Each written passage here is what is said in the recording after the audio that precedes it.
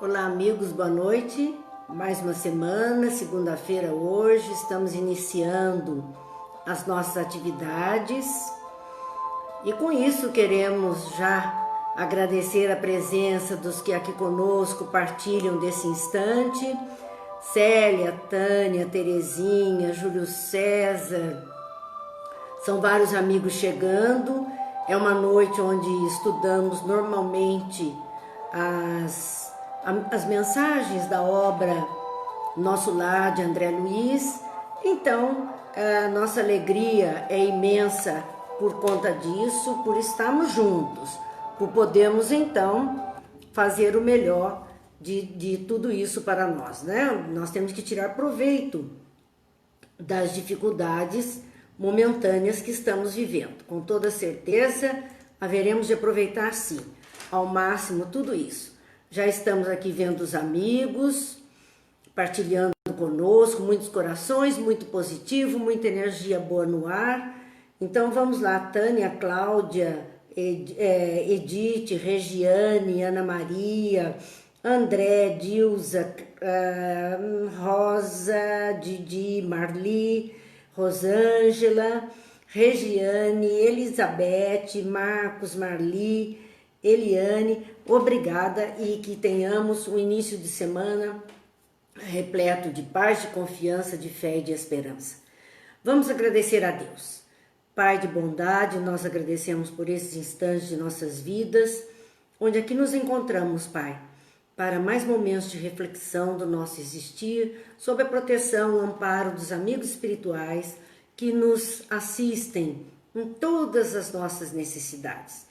Que a luz divina esteja a nos envolver, despertando nossas consciências para o bem. Então, que Jesus fique conosco, para que tenhamos a condição de melhor aproveitar os ensinos que nos chegam. Vamos aos nossos boa noite, Eliane, Marli, Júlio, Maria Cristina, são os amigos partilhando. Nós estamos na obra de André Luiz, na obra Nosso Lar, estudando o 7º capítulo. Não concluímos na semana passada. Nós estávamos naquele momento em que Lísias, o enfermeiro que está cuidando de André Luiz, ele está dando orientações, informações a respeito do ambiente em que André Luiz se encontra, a respeito então daquilo tudo que ele está vivendo e vendo no mundo espiritual. A última fala que nós tínhamos refletido era aquela onde Lísias contava a André Luiz que a mãe dele nunca esteve ausente, esteve o tempo todo presente na vida dele e nos momentos finais da sua doença, quando hospitalizado, quando em cirurgia, ela se fez mais presente ainda, já na previsão da desencarnação para poder assisti-lo. No entanto, o próprio despertar da consciência de André Luiz, o nível de pensamento o remeteu para aquela região que nós costumamos conhecer com o nome de umbral, uma região de dificuldades, dores, aflições, muito terrena ainda, ou muito terreal, se quiséssemos dizer assim. E André Luiz achou que ele estava abandonado. Então Lísias explica que ele nunca esteve abandonado, porque a mãe buscou socorro para ele, buscou Clarencio em Nosso Lar para dar assistência a ele. E a partir do pedido dela, Clarencio sempre esteve amparando, assessorando, se aproximando dele. Ele é que não dava chance, ele não via, ele estava rebelde ainda dentro daquele mundo mental em que ele mergulhou. O momento em que ele, cansado das próprias dificuldades, ele se lembra de Deus e se lembra da prece e pede ajuda, é que é possível visualizar Clarencio e os enfermeiros que estavam com ele, que vão conduzi-lo então à assistência em Nosso Lar. Então, mediante essa narrativa toda de Lísias para ele, a respeito da presença da mãe, nós encerramos na semana passada quando ele diz que tinha os olhos então repletos de lágrimas, porque ele ignorava até o número de anos que ele estava distante da terra, né, da vida terrena, que Lísias explicou que ele ficou 8 anos, pouco mais de 8 anos nessa região. Bem, então hoje, continuando, e vamos ao boa noite a Michele, ao Eduardo, ao Gil, Carol, todos esses amigos queridos que estão conosco, Mara, Cidinha, são muitos aqui conosco, né? A gente não consegue visualizar todo mundo, Ivete, que eu não falei. Vamos lá então, na continuidade dessa conversa, no capítulo 7º de Lísias com André Luiz. Então Lísias diz a ele, a partir do momento que ele estava chorando em lágrimas, quieto, sem falar nada, Lísias diz assim: no dia em que você orou com tanta alma, tudo no universo pertence ao Pai Sublime, seu pranto era diferente. Não sabe que há chuvas que destroem e chuvas que criam? Lágrimas também são assim. Porque André Luiz já tinha chorado outras vezes, mas ele chorava de medo, de raiva. Ele não chorou de emoção, de pensar em Deus, de suplicar a ajuda. Por isso ele diz, há chuvas que criam, que são boas para a lavoura, para a germinação de sementes, e outras são aquelas que destroem. E lágrimas são assim também. As pessoas choram de raiva, de desejo de vingança, de desejo de destruir o outro, chora. E chora também de contrição, de amor, chora-se por alegria, por desejar, por súplicas. Então as lágrimas refletem nossos sentimentos, são emoções que vêm à tona e mexem com toda a nossa estrutura. E aí ele continua dizendo, o Senhor não espera por nossas rogativas para nos amar. No entanto, é indispensável nos colocarmos em posição receptiva a fim de compreender-lhe a infinita bondade. Jesus ou o Pai Celestial não precisam de que fiquemos pedindo. Não são as nossas rogativas que vão fazer diferença na história, porque estão sempre atentos, estão sempre próximos de nós, estão sempre dispostos a nos ajudar através da espiritualidade amiga que nos rodeia. Mas o que é indispensável? Que nós nos coloquemos na posição de receber. Porque enquanto os sentimentos forem de revolta, de briga, desentendimento, ódio, rancor, tudo isso, nós não estamos em posição de receber. Nós estamos numa frequência vibratória tão baixa que a espiritualidade nada pode fazer. Nós entramos, se podemos dizer assim, num umbral interior, numa região inferior do nosso psiquismo e nos escondemos ali. Então, não é possível a ajuda. Para recebermos a ajuda, é preciso ascendermos, é preciso nos tornarmos receptivos. E quando é que nos tornamos, então, receptivos a receber uma ajuda do mundo espiritual? Quando abrimos o coração, quando choramos mesmo por súplica, envolvidos pela fé, pela esperança, pelo desejo do bem, pelo desejo de ajudar. Quando isso acontece, quando estamos contritos, quando estamos envolvidos num sentimento de fraternidade, solidariedade, nesses momentos nós estamos receptivos ao amparo da espiritualidade amiga. Então, ele dizia isso, né? Que nós precisamos nos colocar em posição de receptiva a fim de compreender-lhe a infinita bondade, porque quando nos colocamos nessa posição receptiva, automaticamente nós estamos nos colocando numa posição de humildação diante de Deus. E essa posição de humildação é que nos faz ver a grandeza dele, a bondade dele e nos tornarmos então acessíveis à espiritualidade amiga. Uma fala bonita para dizer que um espelho enfuscado não reflete a luz. Um espelho que está sujo, um espelho que está embaçado, ele não reflete a luz. Ele não consegue. Então é como se nossas consciências fossem espelhos, e talvez essa seja até parte da prece de Cáritas, onde se fala que eu me torne um espelho onde se possa refletir a vossa divina imagem. Que eu me torne, porque Deus já nos colocou lindos, maravilhosos e perfeitos. Nós somos centelhas divinas, mas embaçamos essa centelha, o brilho dessa centelha com esse nosso modo de ser.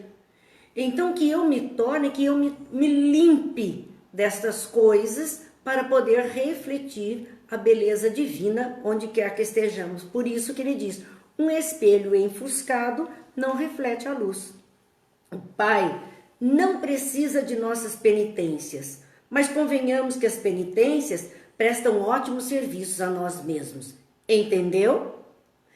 É formidável isso, porque às vezes algumas pessoas têm por hábito penitência, fazer penitência em súplica a alguma coisa que ela deseja, num pedido, ela promete, porque eu vou fazer isso ou fazer aquilo de bom, se eu conseguir essa graça, e muitas vezes existem críticas sobre esse comportamento, o comportamento da penitência.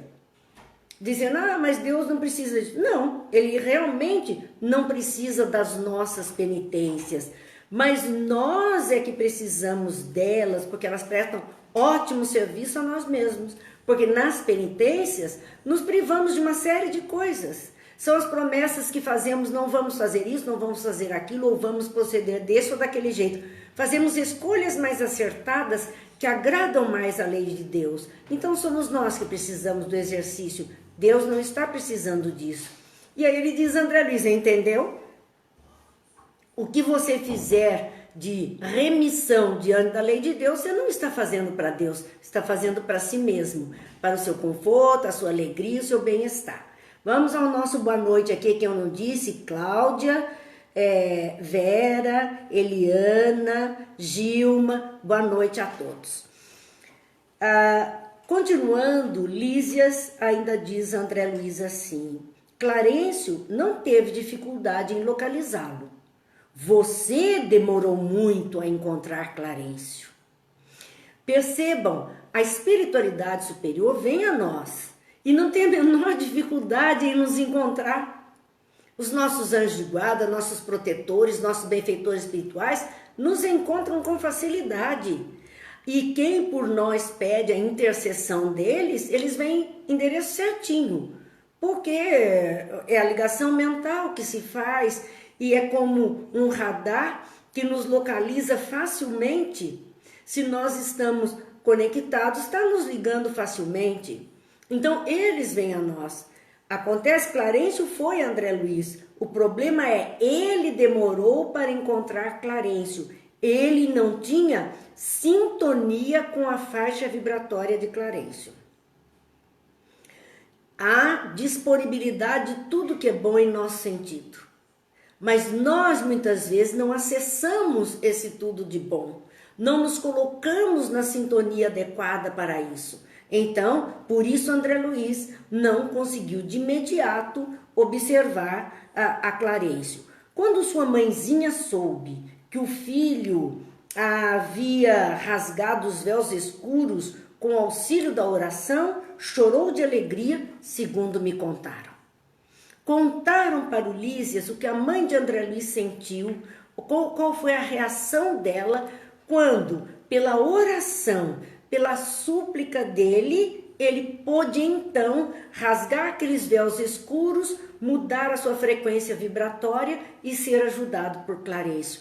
Olha que felicidade para essa mãe. Poder observar que o filho tinha sido amparado, muito bem amparado, muito bem socorrido. Era uma alegria para o seu coração e ela chorou de alegria. De alegria também se chora. Por conta disso, Lísias está descrevendo para André Luiz os últimos acontecimentos. Vamos lá, Sebastiana, boa noite, Benedita, boa noite, Dirceu, boa noite, Antônio, boa noite, Que Deus abençoe a todos, Jesus nos ilumine, que possamos sempre ascender um pouquinho na nossa escala espiritual, nesses momentos de reflexão e de alegria. André Luiz, então, pergunta a Lísias naquele momento, porque Lísias está dando notícias da mãe dele. Lísias está contando os acontecimentos todos que foram vivenciados e que ele nem percebeu. E ele diz, então, e onde está minha mãe?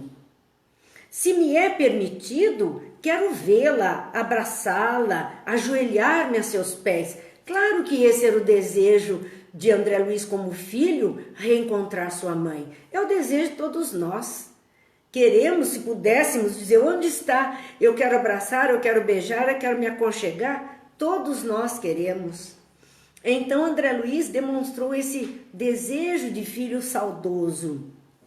E Lísias vai dizer onde está a mãe dele, dizendo, ela não vive em nosso lar.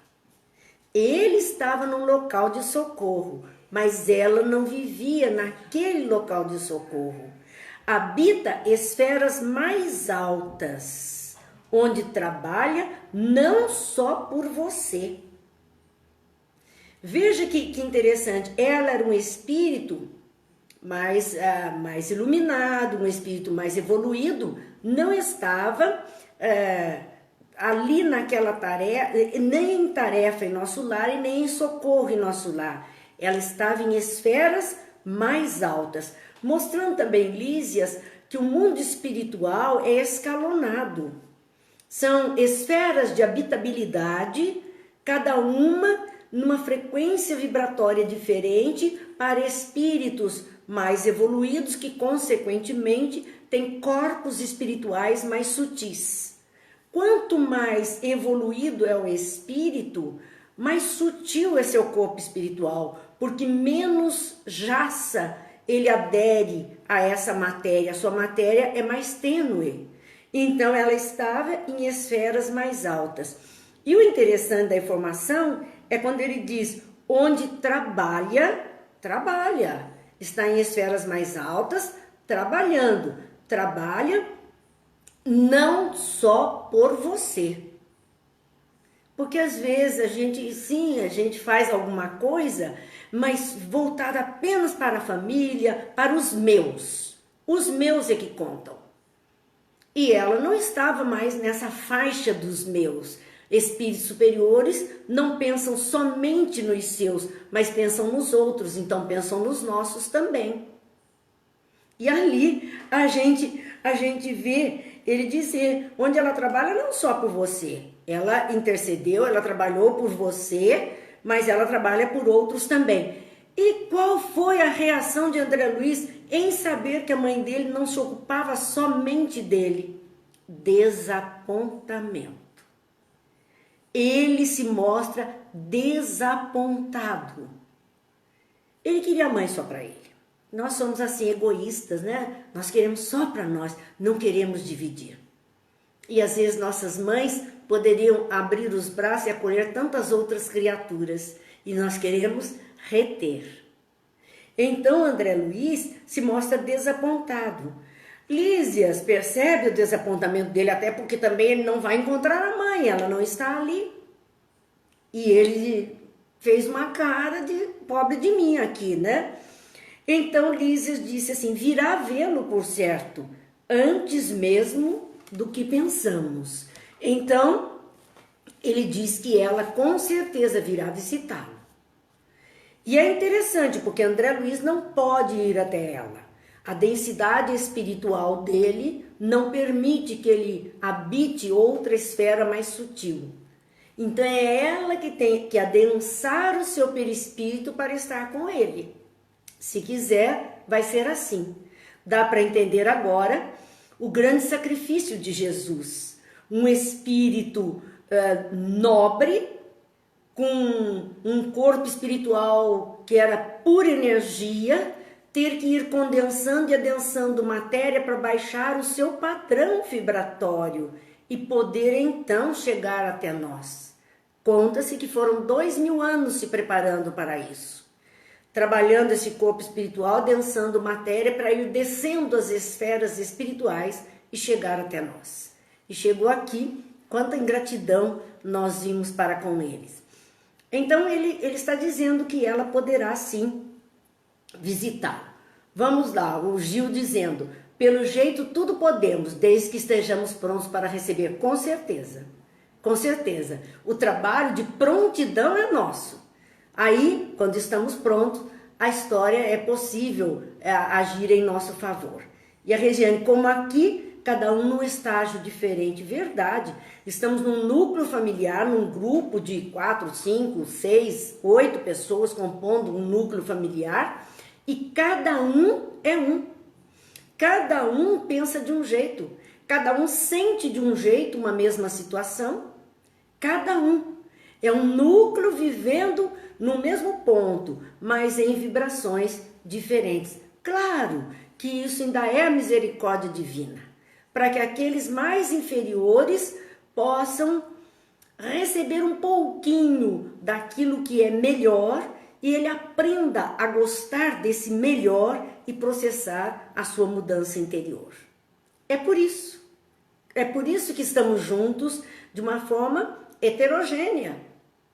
Graças a Deus, estamos recebendo, é uma corrente, né? Estamos recebendo de quem está acima e dando a mão para quem está abaixo. E assim, nós vamos nos ajudando mutuamente.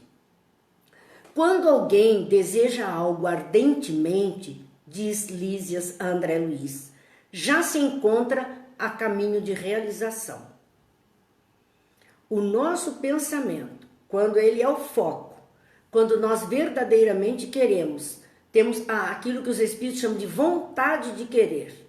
Quando nós temos essa vontade de querer e não abrimos mão, já se encontra a caminho de realização. Pelo nosso próprio querer, nossa mentalização, nossa busca incessante e nossa possibilidade de realização, ação. Ela resulta numa reação. Se eu estou agindo para chegar lá, aquilo que eu desejo está vindo ao meu encontro. Porque é a reação natural da vida. Tem você, nesse particular, a lição do próprio caso. Mostrando na história dele, André Luiz. Anos a fio, foram mais de 8 anos, rolou como pluma, albergando medo, as tristezas e desilusões. Naqueles anos todos em que ele perambulou, em que ele foi chamado de suicida, ele tinha o sentimento do medo, ele tinha a tristeza de estar sozinho, de não encontrar ninguém ou uma condição melhor, e desilusão, porque se ele esperava alguma coisa melhor, ele estava vendo tudo muito feio, muito ruim. Então, anos a fio, rolou como pluma que o vento leva. Vai rolando. Mas quando mentalizou firmemente a necessidade de receber auxílio divino, porque aí ele admitiu Deus e, meu Deus, me ajude. Quer dizer, quando verdadeiramente isso foi assim, de dentro dele, porque não precisam muitas palavras, precisa esse sentimento. Então, quando ele pediu firmemente o auxílio, ele dilatou o padrão vibratório da mente e alcançou visão e socorro, porque ele pôde ver o Clarencio diante dele. E aí ser socorrido. Como se rasgasse o véu, a cortina de uma dimensão e pudesse visualizar a próxima. E aí ele pôde ser socorrido e atravessar essa fronteira vibratória entre uma condição e outra. É preciso que a gente abra esses portais através de um pensamento melhor, de um sentimento melhor. André Luiz então reflete: desejarei então com todas as minhas forças, ela virá, ela virá. Ele queria a mãe. Ele diz: vou desejar com todas as minhas forças e assim ela virá. E assim ela virá até mim. Lísias, porém, diz a ele: convém não esquecer que a realização exige 3 requisitos fundamentais, a saber, Então vamos ouvir o conselho de Lísias. Se queremos a realização de alguma coisa, é melhor a gente prestar atenção nesses 3 passos para que a realização se concretize. Primeiro, desejar intensamente, alimentar esse desejo, querer. Mas o segundo passo, e talvez mais importante, saber desejar. O que é que eu estou querendo? O quanto eu estou querendo? Então, desejar, saber desejar o para que eu estou querendo. Saber desejar. E depois, o terceiro passo, merecer. Ainda vem a questão do merecimento. É hora da realização, tem maturidade suficiente para isso, é possível agora tudo isso acontecer. Então, falava ele a respeito do desejar, dizendo, desejar é a vontade ativa. Não é só a vontade, eu quero, e cruza o braço e fica esperando cair do céu. Não, é vontade ativa, é vontade com trabalho, com suor. Por isso que Jesus diz, comerás o pão com o suor do teu rosto. É a vontade ativa, é o desejo, mas de quem está em movimento, de quem está fazendo alguma coisa, e não de braços cruzados. Então, primeiro, desejar é a vontade ativa. Segundo, saber desejar é o trabalho persistente para alcançar. O que eu preciso fazer? Que caminho eu tenho que seguir? Que rumo eu tenho que buscar? E ali, andar para frente. E o terceiro, merecer, é o merecimento justo. Aquilo que será adequado a nós no momento que nós mais precisamos. Então, diz ele, a André Luiz, é um extenso programa. Desejar, saber desejar e merecer. Ou seja, ter a vontade ativa, o trabalho persistente e o merecimento justo. Extenso trabalho, em poucas palavras. Não, olha, a lista é pouquinho, só 3 coisas para fazer. Fez as 3, está tudo resolvido. Desejar, vontade ativa. Desejar. Saber desejar é trabalho persistente. Bater na teclinha. E o merecimento, que é o merecimento justo. E aí as coisas se realizam. É um trabalho que nós temos que educar a mente, educar o nosso comportamento para alcançar. E Lísias, então, sai do quarto, deixando André Luiz em pensamento ali sobre tudo isso que lhe foi passado e ensinado. E assim, eles encerram o capítulo de número 7, que eram essas palavras de Lísias, ensinamentos de Lísias, esclarecimentos de Lísias para André Luiz. E vamos adentrar o capítulo 8, que tem como título Organização de Serviços. Ele vai começar nesse capítulo a mostrar um pouco de nosso lar e de como ele consegue, como eles vivem em nosso lar. Deixa eu ver o que esse Cidinho está dizendo para Márcia. Se cair a conexão, avisa que compartilhe novamente. É uma beleza, os amigos se ajudam mutuamente para que todos possamos aproveitar ao máximo. Aqui, pessoal, minha conexão hoje está ótima, graças a Deus. Mas às vezes, né, esse horário sobrecarrega e a gente sabe disso. Vamos lá para a organização de serviços em nosso lar. Algumas semanas se passaram e Lísia sempre ajudando André Luiz se recuperando, mas ainda ali hospitalizado. Algumas semanas de tratamento se passaram. Então, Lísias convida André Luiz a sair, conhecer um pouco de nosso lar. Ele já está recuperado, fortalecido, bastante lúcido, então convida para sair e conhecer o nosso lar. E André Luiz vai com Lísias e se impressiona com as ruas de nosso lar. Agora o que nós vamos ver nesse capítulo 8º é a estrutura de uma cidade no além. Há uma obra de Igorina Cunha chamada Cidade no Além, que Igorina Cunha, sobrinha de Eurípides Barçanufo, tinha desdobramentos durante o momento de sono e via esta cidade. Igorina Cunha foi desenhando aquilo que ela via, ela acordava, ela desenhava. E um dia levou para o Chico e disse: Chico, eu tenho sonhado muito com este local. Você acha possível que esse local exista? E o Chico disse assim: olha, Igorina, isso aí é nosso lar. Chico já conhecia nosso lar e disse: isso é nosso lar. Então esses desenhos da Igorina são até uns desenhos bem simples, bem singelos. Eles estão nesse livro Cidade no Além. E esses desenhos é que serviram de modelo para todo o cenário do filme Nosso Lar, que nós pudemos assistir. Então aqui vai começar a descrição da colônia Nosso Lar, que não é uma colônia de férias, hein, gente? Ninguém está lá para fazer nada. Todo mundo que está lá é para fazer alguma coisa. Então André Luiz fica muito impressionado com as ruas. Ele diz: são vastas avenidas enfeitadas de árvores frondosas, um ar puro, uma atmosfera de profunda tranquilidade espiritual. Então ele vê local físico, uma avenida, são avenidas arborizadas, quer dizer, bonitas, bem cuidadas, um ar puro, até por conta das árvores. Imagine que ele está numa atmosfera melhor que esta densa da crosta terrena em que nós estamos. Imagine a leveza desse ar, é um ar puro.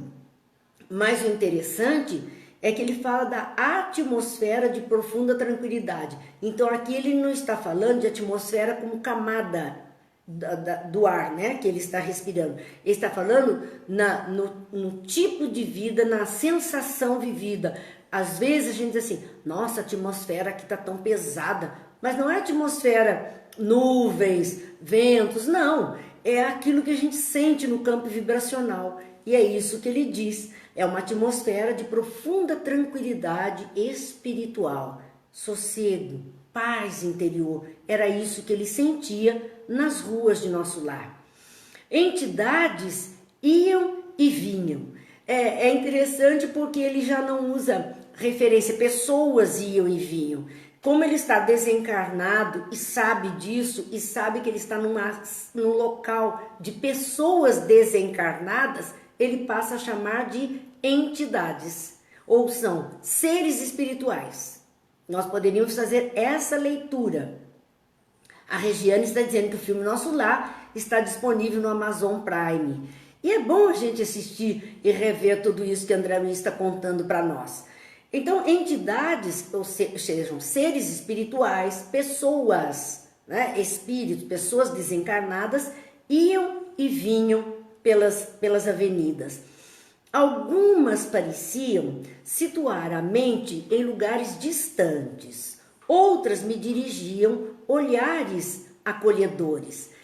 É aquilo que nós vemos nas calçadas das nossas ruas. Estamos andando pelo centro da cidade, por algum lugar, ou vamos a passeio em algum lugar, e se nós pararmos um pouquinho para olhar, eu já disse para vocês que eu tinha um hábito agora, sem sair de casa há tanto tempo, mas eu gostava de tomar um picolé, chupar um sorvete picolé sentada na praça de Taubaté. Porque quando eu fazia isso, eu ia para pensar. Imagine na praça toda agitada, gente passando.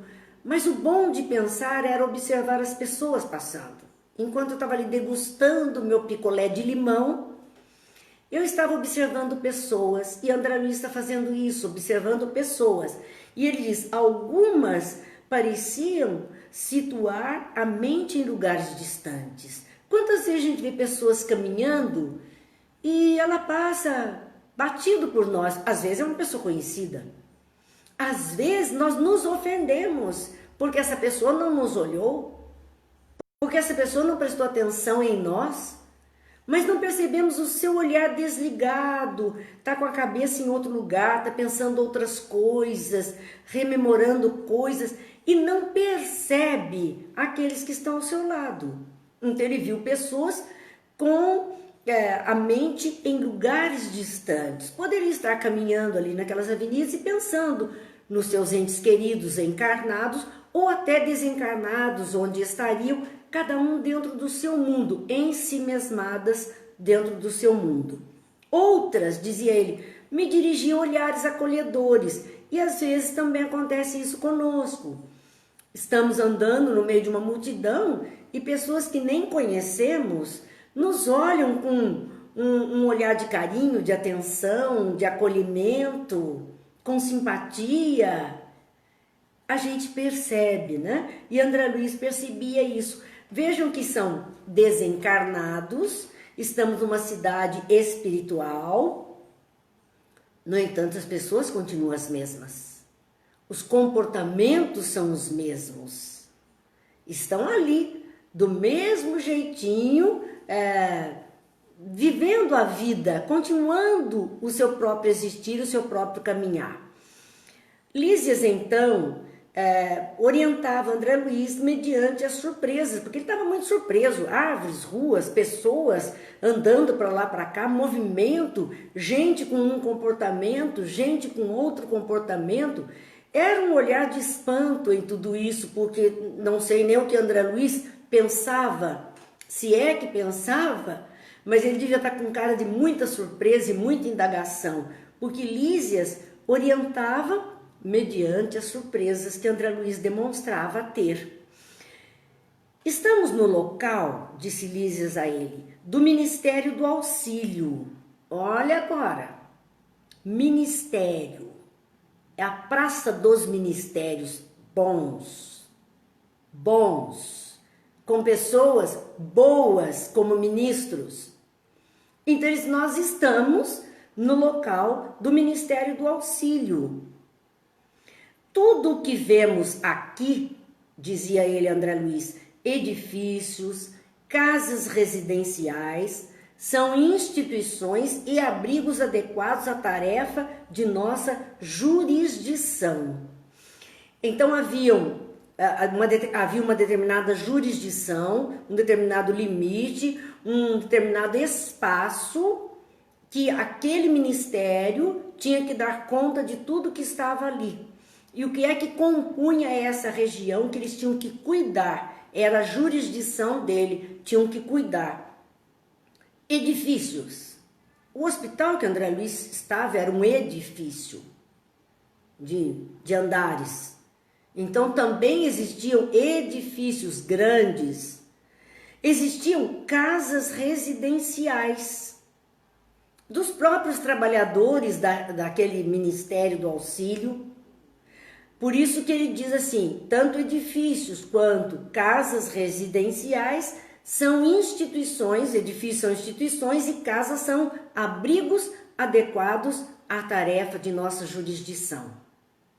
Mesmo as casas de grupos familiares, elas formavam quase que uma república, porque recebiam aquelas repúblicas de estudantes, porque recebiam os que chegavam, os recém-chegados também, para o trabalho, para aprender, para viver as situações. Então, as casas não se limitavam somente aos familiares. Eles recebiam hóspedes e cuidavam dos hóspedes. Era o Ministério do Auxílio. Todos se dispunham a auxiliar, a ajudar. Dizia mais Lísias para André Luiz, orientadores e outros serviçais da missão residem aqui. A missão de auxiliar, de bem conduzir, de orientar, que era o que ele estava fazendo com André Luiz, auxiliando André Luiz na adaptação ao mundo espiritual, dando informações, direcionando os passos dele. Ele diz, os orientadores que eram então, como Clarencio, ou o doutor Henrique de Luna, que eram orientadores dos outros trabalhadores e outros serviçais, todos os tipos de serviço, dentro desse atendimento do auxílio primeiro que as pessoas recebiam ao chegar na colônia. Então ficavam primeiro amparadas dentro desse espaço, junto destas pessoas capacitadas para ajudar. e todos residiam ali. Ficavam dentro do seu espaço para dar conta da sua tarefa. Nesta zona, naquela zona do Ministério do Auxílio, diz ele, qual era a função, o que acontecia ali? Assim diz, calouros, kkk, calouros do mundo espiritual. Como não? Chegou, tá desnorteado, não sabe onde ir, mochila nas costas, e agora, onde eu fico? Então, precisamos de ajuda mesmo, calouros, temos que aprender. Nesta zona, dizia ele, dentro do Ministério do Auxílio, atende-se a doentes. Então, por isso hospital, por isso enfermaria, por isso André Luiz foi socorrido num hospital. Lembram que ele tinha cicatrizes da cirurgia que ele fez, do câncer no estômago que ele tinha, e ele precisava curar tudo aquilo, precisava refazer o corpo espiritual, cicatrizar aquelas feridas. Então, era doente. E tinha mais doentes de outras doenças, doentes mentais, todos amparados ali. Aqui, ouvem-se, nessa zona do auxílio, ouvem-se rogativas. Então, aquela prece que André Luiz fez na região mais densa, pedindo ajuda, o socorro divino, ela chegou primeiro no Ministério do Auxílio em Nosso Lar. Então, essas colônias que têm esse Ministério do Auxílio, estão mais próximas de nós, é que recebem as nossas súplicas, as nossas rogativas, elas chegam até eles. Elas chegam. Ali, dizia ele, selecionam-se preces. Aquela prece verdadeira, sentida, como foi o caso dele, que mereceu então o socorro imediato. Aquela prece pro forma, aquela prece que pode ser descartada porque nem é tão... Verificava a necessidade daquela prece. Então selecionam-se preces para o atendimento. Preparam-se no Ministério do Auxílio, preparam-se reencarnações terrenas. Passamos por lá. Não sei de que colônia nós viemos, mas passamos pelo Ministério do Auxílio da colônia onde estávamos, para sermos amparados nos projetos reencarnatórios e chegarmos aqui. Então, preparam-se reencarnações terrenas. Nesse ministério, organizam-se turmas de socorro aos habitantes do umbral ou aos que choram na terra. Aí é aquela ressalva que a gente sempre faz. Muitas pessoas que na hora de dormir, muitos espíritas têm esse hábito de pedir para participar das colônias socorristas, dos grupos socorristas do mundo espiritual que vão às regiões inferiores para auxiliar. Será que nós temos capacidade? Será que nós estamos qualificados? Será que já somos trabalhadores de um Ministério do Auxílio para podermos auxiliar? Ou será que é só pretensão? Ou será que nós é que estamos precisando ser auxiliados? Porque quando o trabalhador está pronto, o trabalho aparece. Se o trabalhador estiver pronto, não se preocupe, porque simplesmente a espiritualidade virá ao encontro e solicitará a participação. Jesus não foi ao encontro dos seus trabalhadores e não solicitou que o acompanhassem na tarefa da implantação do reino dos céus? Ele foi até cada um deles onde eles estavam, fossem nos barcos de pesca, fossem nos mercados, fossem na banca de impostos, ele foi buscar os seus trabalhadores. Puxa, mas tinha tanta gente cercando Jesus, por que ele escolheu só aqueles 12? Porque eram os que estavam preparados. Nenhum deles se ofereceu, nenhum deles correu atrás dele. Quando a mãe de João e Marcos correu atrás dele, quero que meus filhos se assentem à sua direita, o levantamento dele foi, será que eles conseguem beber do cálice que eu vou beber? A questão é essa, estão preparados? Então, se estamos preparados, o serviço vai chegar. Por isso que quando chega em nossas mãos, é nosso, não é do outro. O que chega na mão do outro é dele. Mas o que chega em nossas mãos, a solicitação do mundo espiritual, para nós, é nossa tarefa. Estamos prontos, estamos em condição de executar. Então ele diz assim, aqui no Ministério do Auxílio, organizam-se turmas de socorro aos habitantes do umbral. Quer dizer, ali, entre os trabalhadores, os orientadores, eles organizam grupos de socorro às regiões mais difíceis, para a gente ver a misericórdia divina que permite que mesmo esses que estão em regiões mais difíceis sejam amparados, sejam assistidos pela espiritualidade amiga. Ou aos que choram na terra, aos que estão sofrendo, aqui na terra. Então, quando vemos esses quadros nos dias atuais de tantas dores, de fome, de necessidade, claro que nós aqui encarnados temos que ter a participação na ajuda, no socorro a essas pessoas, mas não pensemos que elas estão esquecidas, não estão. Elas estão sendo socorridas na medida da possibilidade de cada uma, do merecimento de cada um, estão sendo socorridas. Porque a espiritualidade organiza turmas de socorro para acudir às dores humanas. Estudam-se soluções para todos os processos que se prendem ao sofrimento. No Ministério do Auxílio, eles estudam todas as soluções para os sofrimentos, seja de quem está na região mais difícil, como desencarnado, ou na face da terra, como encarnado. Como eles vão agir? Falando aqui da nossa terra, da nossa crosta terrena, onde estamos encarnados. Essas dores todas que estão acontecendo, essas aflições todas que envolvem o ser humano, como a espiritualidade pode agir? Primeiro, promovendo reencarnação de espíritos mais sábios, mais maduros, prontos para encontrar rápidas soluções. E aí nós estamos vendo jovenzinhos, muitos jovens, verdadeiras crianças ainda imberbes, e estão dando ali um ensinamento, estão promovendo um trabalho de socorro, de ajuda, descobrindo meios, colaborando com a ciência.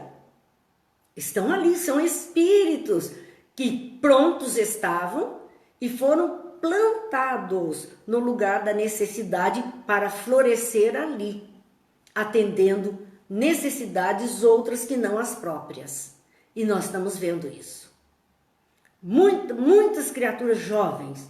Se nós olharmos para o campo da política nossa, de um passado, nós vamos ver que lá no início do século XX, ou meados do século XX, os homens que ocupavam cargos políticos, cargos de destaque, eram homens maduros, de grandes barbas brancas, homens já idosos.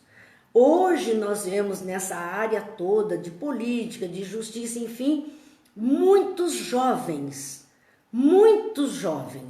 com condição de dar conta, com capacidade para isso, que a gente, meu Deus, como é que essa cabeça tão jovem consegue pensar assim? E está aí, em todas as áreas da ciência, áreas médicas. Olhe para uma imagem que temos de um médico do passado, de século XIX, início do século XX, e olhe para o médico atual. Não queremos dizer com isso que todos os atuais, né, os jovens que estão nas linhas de frente dos trabalhos no mundo, são capacitados ou são aqueles que estão fazendo a diferença. Mas que tem os que fazem a diferença, isso tem. E são muitos. E faz uma diferença estrondosa nas coisas, descobrindo aí campos de pesquisa, área de pesquisa cheia de gente jovem. Então eles estão primeiro trabalhando com a programação reencarnatória para auxiliar. E depois, com os que já estão aqui, eles vão dando o toque, vão fazendo com que os olhos se abram para a dor alheia e que todos comecem a se movimentarem nesses movimentos de auxílio ao próximo, de ajuda em todos os níveis de necessidade humana. Intuem, inspiram, mostram, empurram naquela direção, fazem estar ali, naquele local, naquele momento, para produzir alguma coisa. Nossos serviços, diz Lísias para André Luiz, são distribuídos numa organização que se aperfeiçoa dia a dia, sob a orientação dos que nos presidem os destinos. Veja que mesmo ali, Ministério, então, do Auxílio, dentro de nosso lar, que presta um serviço mais diretamente a nós que estamos encarnados ou aos desencarnados das regiões mais densas, ele diz assim, a nossa organização, ela se aperfeiçoa dia a dia. Veja como a necessidade de trabalho, a necessidade de ajuda, a necessidade de organização e a necessidade daqueles que podem orientar. Nós temos que buscar essa orientação para bem servir. Se queremos fazer um bom trabalho, nós temos que buscar aqueles que podem nos ajudar, nos orientar nesse trabalho, para realizarmos alguma coisa melhor. Os orientadores, orientações daqueles que nos presidem os destinos, que estão à frente, são mais maduros, mais aptos, mais capazes. Vamos lá, o nosso boa noite a Malu, Rogério, Ricardo, Alessandra. Boa noite a todos. Então, continua ali Lísias explicando a André Luiz qual era a organização de nosso lar, como era essa constituição de organização daquela colônia. Ele diz assim, organização de nosso lar de trabalho e realização. Como é que ele estava organizado para o trabalho e a realização desse trabalho. Ele diz assim, existe um governador espiritual e 72 colaboradores, que são chamados os ministros de nosso lar. Aqui não é título e nem quem indicou, é capacidade, é maturidade espiritual, é qualificação pessoal para atender aquele trabalho. Diferente das nossas escolhas aqui na Terra, que ainda estamos no quem indicou. Não é o QI, quociente de inteligência, mas é o QI de quem indicou. Aqui é quociente de inteligência, sim, e capacidade espiritual, sim, e maturidade espiritual para assumir tamanha responsabilidade. Então, existe um governador espiritual e 72 colaboradores, que são os ministros de nosso lar. Como é que eles estão distribuídos? São 6 ministérios. E cada ministério tem 12 ministros trabalhando ali. Existe então o Ministério do Auxílio, Clarencio era um deles. Além de Clarencio, tem mais 11 ministros no Ministério do Auxílio, trabalhando em equipe, com uma única visão e um único foco de trabalho. Dos 6 ministérios, então começava com o Ministério da Regeneração, o Ministério do Auxílio, Ministério da Comunicação, Ministério do Esclarecimento, o Ministério da Elevação e o Ministério da União Divina. 6 ministérios. Desses 6 ministérios, o da Regeneração, do Auxílio, da Comunicação e do Esclarecimento eram os mais próximos, aproximavam mais a colônia das esferas terrestres. Quais? Umbral, crosta, abismos e trevas. Então, esses 4 ministérios, regeneração, auxílio, comunicação e esclarecimento, trabalham diretamente com as esferas inferiores. E nós estamos aqui na crosta. Ou, ao desencarnarmos, passaremos na região chamada umbralina. Não importa de passagem, quanto tempo, mas obrigatoriamente passaremos, atravessaremos. Pode ser num átimo de segundo ou em milhares de anos, depende de nós. Mas existem esferas mais grosseiras chamadas intracrostais, que são essas qualificações, abismo e trevas. Então, esses 4 ministérios cuidam diretamente das almas que estão nessas esferas, ou seja, de nós que aqui estamos na crosta. Enquanto o Ministério da Elevação, do Esclarecimento, perdão, o Ministério da Elevação e da União Divina ligam, e também o Esclarecimento estão ligando com esferas superiores, esferas mais nobres. Nosso lar, diz ele, André Luiz, é uma zona de transição, porque a colônia, nosso lar, fica no final da região que nós chamamos da esfera umbralina, umbral fino, 3 escalonadas, nessa mudança para a próxima dimensão espiritual mais elevado, nosso lar está ali na região limítrofe. Por isso que ele atende todas as outras esferas inferiores, porque ele está na região intermédio tudo isso. E os trabalhadores, explica ele, os mais grosseiros, veja, tem os trabalhadores mais grosseiros, mais chucros, mais brutos, que pegam mais no pesado. Esses trabalham mais no Ministério da Regeneração, o serviço pesado. Mais sublimes na união divina. E ali, entre os mais grosseiros e os mais sublimes, tem os mais ou menos, que estão todos distribuídos em ministérios, em tarefas compatíveis com a sua capacidade.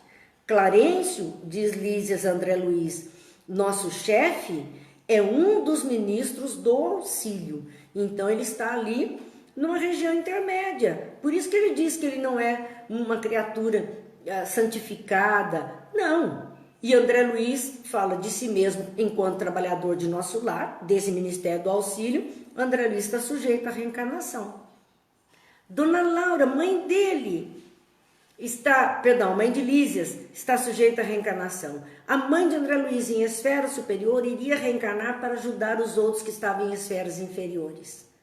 Então, estamos todos envolvidos neste vai e vem de auxílio mútuo. Como dissemos, nós que aqui estamos, podemos pedir ajuda aos que estão acima, mas temos obrigatoriedade de estender as mãos a quem está abaixo. É esta mecânica no universo que vai nos levando a todos para níveis mais altos, mais elevados. Assim, meus amigos, até ultrapassamos o nosso tempo, mas não concluímos o capítulo 8, ainda as descrições de nosso lar, feita por Lísias, as explicações a André Luiz, para que depois a gente possa entender tudo o que vai acontecer. Fica aqui o nosso boa noite, a nossa gratidão a todos que estão conosco, a espiritualidade amiga que nos intui, que nos inspira, que nos ampara nesses momentos, a Jesus, o nosso modelo e guia, a Deus Todo-Poderoso, que faça descer sobre a terra essas falanges de espíritos bons para que possa iluminar as mentes dos homens que aqui se encontram. No momento em que precisamos urgente de mudanças no campo da nossa moral, que eles possam nos amparar, nos assistir, para que verdadeiramente o melhor se efetive para todos nós. Amanhã, se Deus quiser, estaremos juntos, mais uma vez. E amanhã, noite da nossa obra, o Livro dos Espíritos. Acho que é o finalzinho de O Livro dos Espíritos, na conclusão que nós estamos fazendo, porque estamos iniciando o mês.